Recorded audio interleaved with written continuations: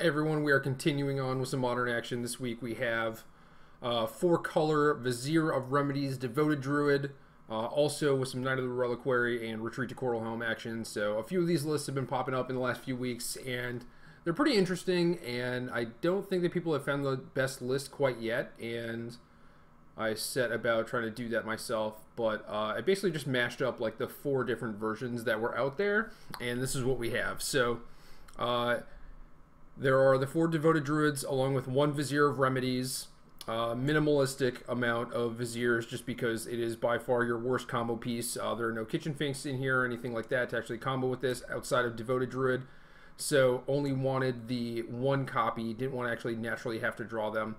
And with that, we can use Duskwatch Recruiter to find all the creatures in our deck. One of those creatures is going to be Walking Ballista. We can kill our opponent that way. Otherwise, there's also a Kessig Wolf run and some Knight of the Reliquaries to search for it. So you have a few different ways to actually use your infinite green mana, and that you should generally have some sort of way to actually utilize that stuff. So the other combo is the old Knight of the Reliquary, Retreat to Coralhelm, and there were some Naya versions of this deck. They had more combo pieces like more Devoted Druids, more Vizier of Remedies, and they already played Knight of the Reliquary to find Kessig Wolf runs, so I thought that having the blue for Retreat to Coralhelm, like some people were doing, was a good idea, but I wanted to keep the Vizier combo just very compact.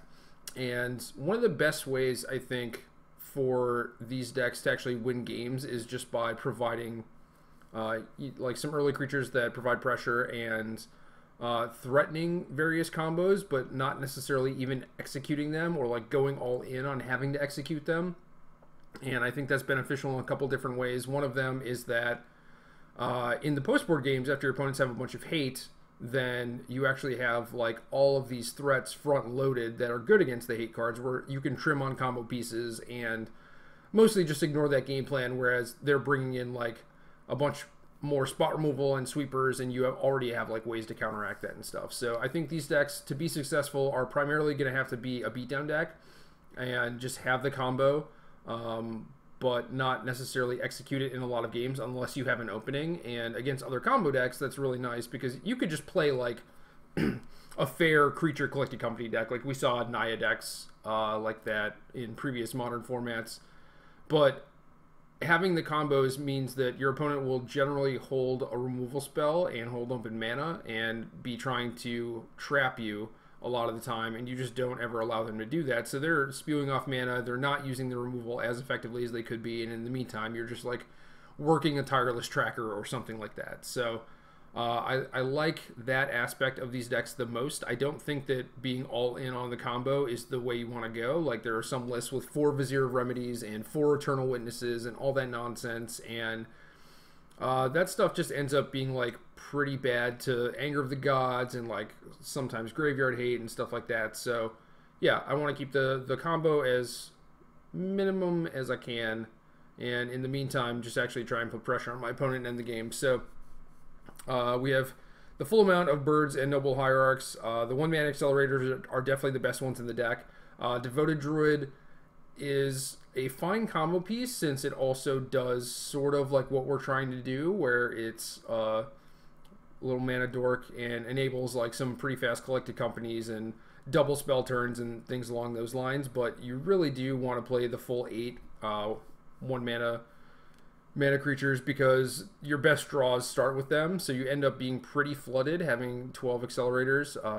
A lot of the lists are cutting to 20 land. I'm still playing 21 just because I have more ways to use my mana with Tireless Tracker than they did, I think. So it is possible that we end up getting flooded in some of these games, which would not surprise me, but I do think that there are enough mana sinks to actually make that not that big of a deal. So I don't think it's going to be bad, but we'll see. Obviously, we could trim a land or trim a Noble Hierarch or something and add an additional threat or something. So, Knight of the Reliquary is a pretty big threat. We have 10 fetch lands, which is kind of light for decks like these. Like, normally I would have 11, 12, maybe sometimes 13, just to make Knight of the Reliquary as big as possible.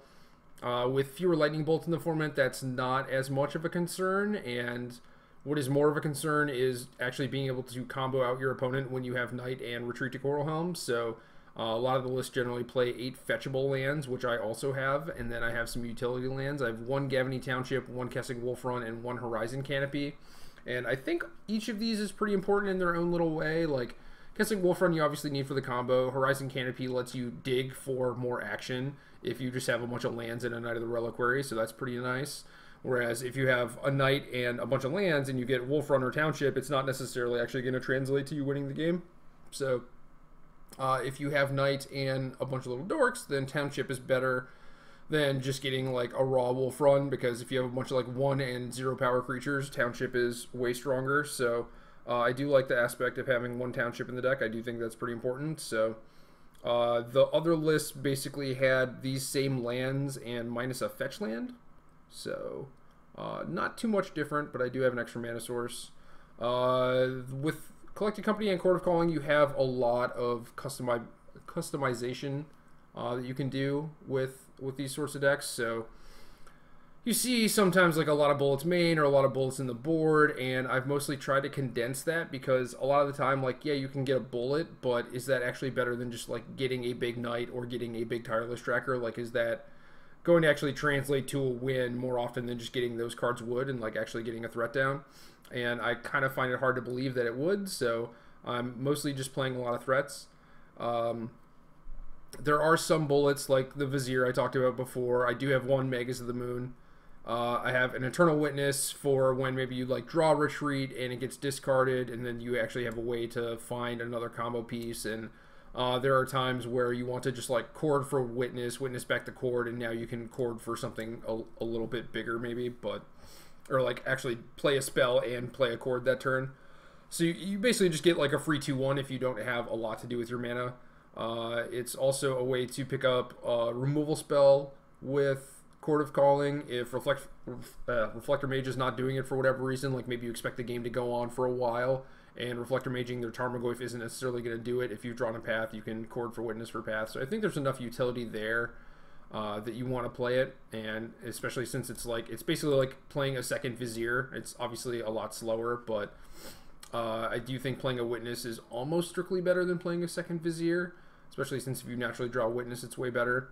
I have a couple Selfless Spirits, which are sometimes considered bullets, but a lot of the time when you're trying to assemble these creature combos with either Devoted Druid, Vizier, Remedies, or Knight of the Reliquary and Retreat to Coralhelm, just having a way to protect your investment is really good. And 2 Power Flyer is actually pretty good in the format too. And if we are actually trying to be aggressive first and foremost, then I think Selfless Spirit is just a reasonable creature to play.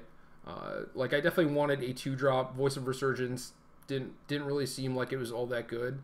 There's like the ways that decks interact with you now on your turn are maybe like Stubborn Denial, which is still good, but like they play them in so like small amounts, you know. So like Voice is not actually that good against anyone, and it's not doing a lot of blocking against a lot of people. Like the beatdown decks either have like, you know, Blighted Agent flying or are just burn decks. So Voice just doesn't seem particularly good against anything. There's obviously like the Jund type matchups, but in those matchups I think I would rather just have Selfless Spirit anyway. So Selfless Spirit adds to the clock is obviously good with Exalted and Township and all that stuff, and I think that if you are trying to be a beatdown deck, you want something like this. Maybe this is not the right version of this, but I felt like since it pressured our opponents and actually protected our combos, that it was probably worth trying out. A couple Reflector Mages and a couple Path to Exiles too. I would kind of group these together because these are the ways that we interact with the battlefield. And Reflector Mage is pretty good. Like I've been surprised by how good it is in Modern, and I would probably play more of them instead of Paths, but I have other 3-drops that I wanted to play. If I were not playing Knight of the Reliquary for whatever reason, and just wanted to be like a Bant Devoted Druid with Vizier, I would try and get like the full amount of Reflector Mages in here. But since I have Knights, I wanted some trackers. I thought Magus of the Moon was like the one bullet that I wanted for just kind of like a hate card in game 1, where the big mana decks are probably the ones that you want the bullet for. It was like either that or like maybe playing an Ooze for Dredge or something, but I think against Dredge you can probably just assemble a combo.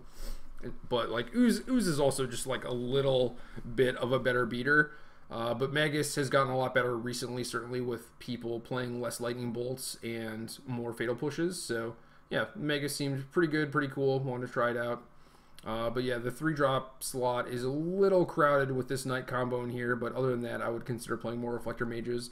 Spellqueller is another card that you could consider playing, but yeah, there are just overall like a lot of very good options, and both Reflector Mage and Spellqueller do a pretty good job of just, you know, allowing you to be a beatdown deck, especially like making your collected companies very powerful. And Tireless Tracker is just another card that I think is really good. Like, you see this a lot in sideboards where people are like, oh, you know, like the games are going to be grindy, I'll board this thing in, just like draw some cards even though they're killing my creatures. And I don't know, I feel like the game ones kind of play out like that to some degree too, especially with Grixis Death Shadow just being super popular right now. So having main deck trackers, main deck Magus all seem pretty nice. Obviously there's some dyssynergy here with Path to Exile and Magus of the Moon, but it still might not be that big of a deal. And then 4 collected companies, which is kind of a given. Only 3 Chord of Callings, which is a little bit different than the Abzan versions of this deck, or like the all-in combo versions, but I think that chord is a little bit clunky, and especially like in this deck where a lot of the times you're going to want a chord for 3, like getting to 6 is actually kind of a big deal.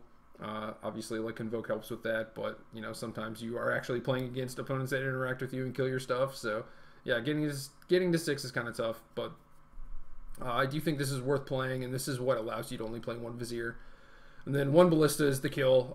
Some people also play Aronis. I don't know why. I feel like 1 Ballista is certainly enough because you basically either get to the Ballista through Duskwatch Recruiter or you naturally draw it, and I don't think that Aronis is ever better than a Ballista. So like even if I wanted to play 2 things that actually just kill them, I think I would just play a second Ballista even though it interacts negatively with company. So Ballista itself is just a fine card, especially in like mirror matches. It's pretty great.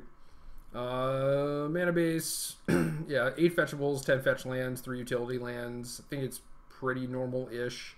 I could try and play some fast lands, but I don't think that's great with Knight of the Reliquary in my deck. And I don't know if it was the last video I did. Maybe it was a couple videos ago where I played the Saheeli deck, and the fast lands actually kind of got me pretty good. They screwed me over bad. So I don't know. I'm kind of shying off of these in the decks where you're trying to play like 4 and higher mana cards, so like Collected Company and Court of Calling both count. So the mana is good enough as is, so we can just play fetches and duels. Sideboard has some cool stuff. Is it Staticaster among them?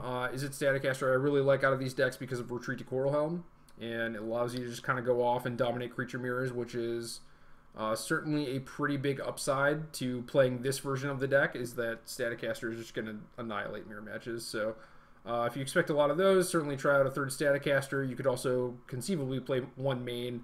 I chose Magus of the Moon in that spot, but that could basically be anything. 1 Pride Mage, I do think it's important to have 1 Disenchant. You might need to answer in Snaring Bridge or something like that. Meddling Mage is a pretty reasonable card against a lot of different decks. Like, it kind of makes it so you don't have to play like 1 Canonist and multiple Scavenging Oozes and all that. It's just like this thing that kind of solves a lot of problems for you. It's not great. It's not going to lock them out of the game. I think that's kind of the dream, is like you play it in Tendrils of Agony or whatever their win condition is, and they're like, oh, I don't have an answer, I concede. And that's not going to happen a lot. A lot of the time it's just going to be like, all right, I'm going to name Conflagrate or something until you find a way to deal with this, and hopefully at that point it's too late. So Meddling Mage, you know, solves some problems, is pretty good at it, but not great. It is kind of cool with Selfless Spirit. You have a way to actually protect it. 3rd Reflector Mage and 3rd Path to Exile. I could see this going either way. Like in general with company decks, I want my sideboard cards to be creatures, so I'm not like overloading on Path, Dismember, all that stuff. Like I will play Reflector Mage when applicable. One Scavenging Ooze I think is reasonable to fight the graveyard. Dredge, you maybe don't need it, at least in game 1, because they don't have a lot of interaction. Post board they probably get a little bit more of that, so having the 1 Ooze is pretty nice. I could also see, you know, this in the like Grizzly Bear beater spot in the main deck, but yeah, obviously like naturally drawing an Ooze is also just much more powerful than having to chord for it or whatever. So multiple copies of this would be completely fine. 3rd Tireless Tracker, probably cuttable, especially since you have Knight as a powerful 3-drop, but I wanted to actually make sure I drew the trackers and tried them out and see how important they are. Magus to the Moon, maybe it's a lot. I don't know. I do feel like the Tron decks, like Eldrazi Tron and stuff, like you want Magus as soon as possible. So I want to go like Birds of Paradise into this thing, not necessarily have to Chord for it, because Chord might just take too long. They might already have like a Karn in play or whatever. So yeah, I want to try multiple Magus to the Moon, see if I could punk some people out. Unified Will, I think, is probably the best counterspell for these sorts of decks. I've played Negate in the past, and I just think that Unified Will is generally much better. Like, the decks that you want the counterspell against are probably decks that are not going to have creatures in play, so Unified Will mostly ends up being better a lot of the time. And then one of the other very few actual Court of Calling targets is Burnt Forge Tender, just to stop Anger of the Gods, because that card is getting pretty popular now because of Dredge, so having a cheap way to interact with that via Chord is actually pretty nice. Sylphid Spirit saving one thing is like kind of good, but Forge Tender is certainly much better and also helps you against Burn a little bit, which this deck doesn't really have anything. Ely Cassis played Alone Missionary, which is a nod to Burn, which kind of alerts me to how he thought the matchup was, where it's not good enough to the point where you don't need anything. Like, he felt that he needed the Lone Missionary, or maybe it was just something to like solidify the matchup, I don't know. But either way, I do think he probably wants something, but I was more concerned with other decks first and foremost. So if you end up cutting like, you know, Reflector Mage Path, some of the Maguses, maybe the Tracker, like, then you'll have a lot of room to work with and maybe add in those bullets if you want. Like, Linvala is another one that I see a lot of people playing for mirror matches, and it's completely reasonable, but I don't think is particularly good or anything. You know, it's not that much better than just getting a Knight or a Reflector Mage a lot of the time, or Staticaster. So that's about it. A lot of different options. We'll see how it goes. I think this is the best way to go about this, but I wouldn't be surprised if the creature suite that I'm using, like the Selfless Spirits, the Witness, the main deck Magus, if all that stuff ends up being incorrect and maybe we should play different 2 or 3 mana threat, I would not be surprised by that. And the Paths main deck could also just not be there, but I wanted some interaction main deck. Yeah, that's it. Let's get to it.